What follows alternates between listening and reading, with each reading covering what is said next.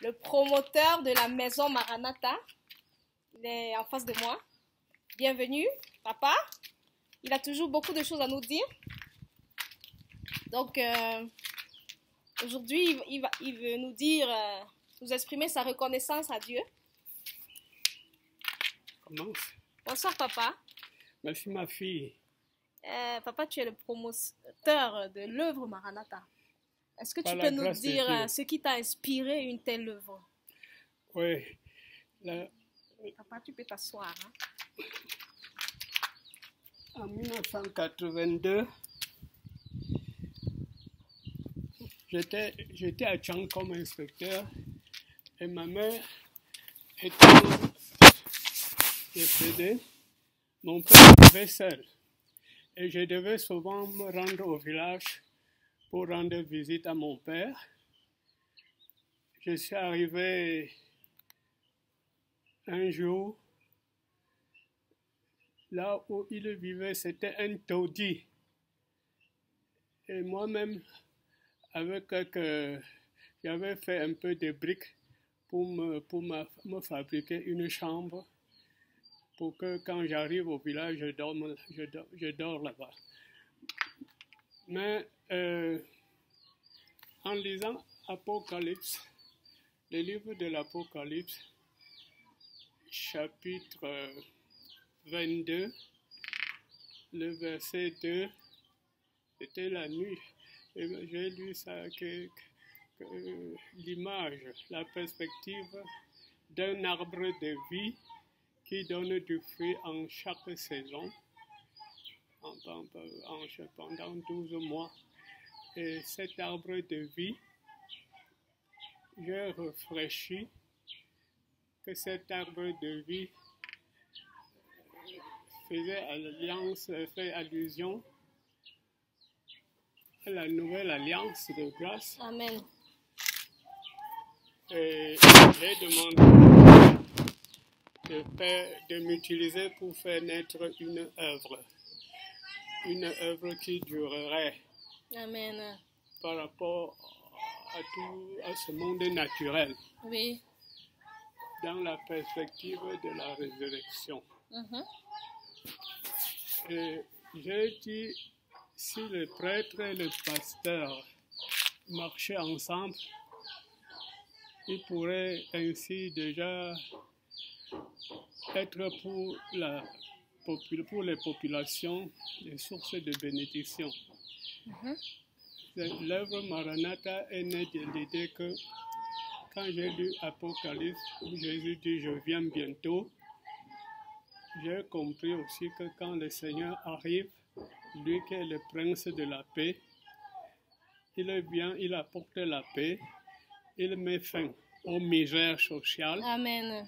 Justement, papa, et cette œuvre Maranatha consiste en quoi exactement? Maranatha. Oui.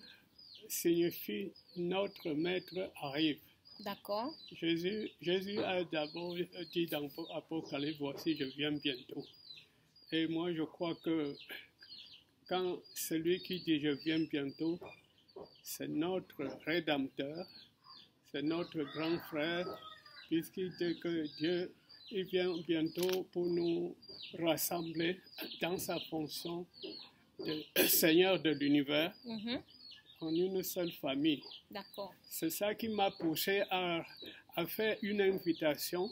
En 1982, j'ai invité un groupe de prêtres et de pasteurs sur le mont que chez nous on appelle Konjagne.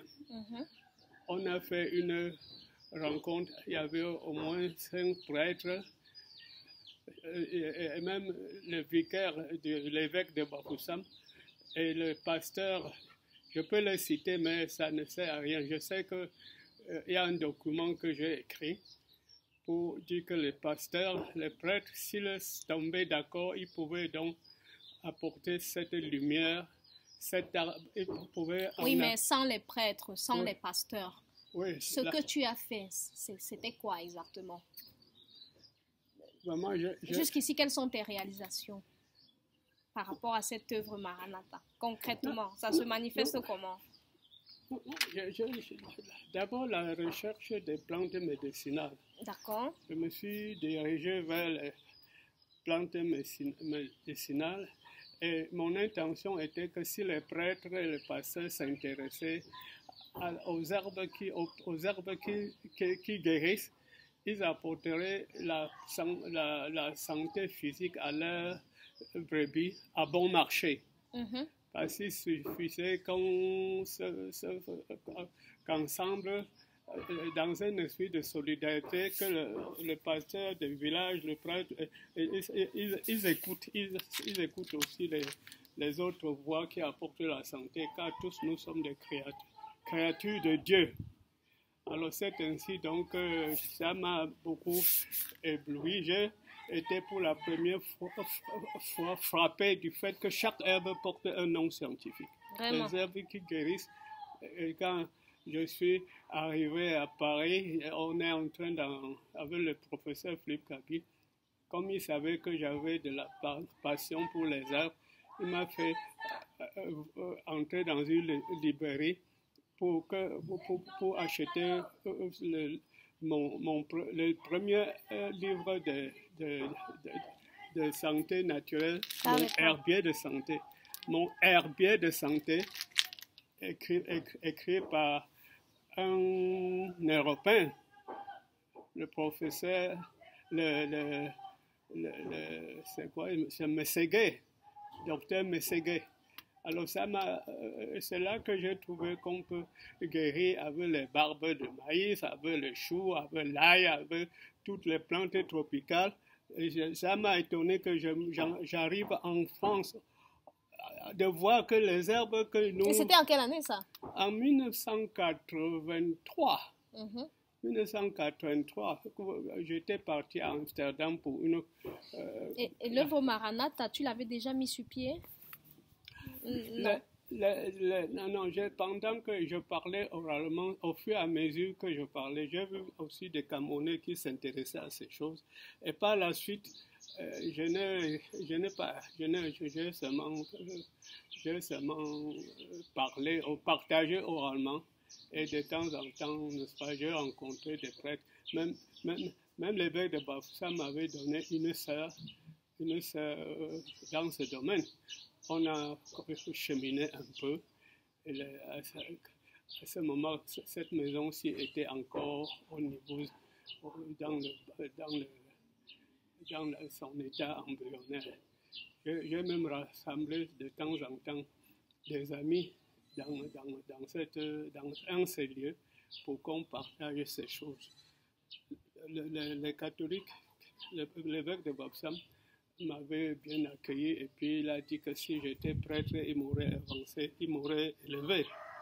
Ils ont reçu ça et puis aujourd'hui les catholiques sont très avancés. Oui, ils sont très avancés et je pense que c'est le devoir de chaque chrétien de faire ainsi parce que la foi sans les œuvres est morte. Oui. Merci papa, merci pour ce rappel historique. Donc on va passer.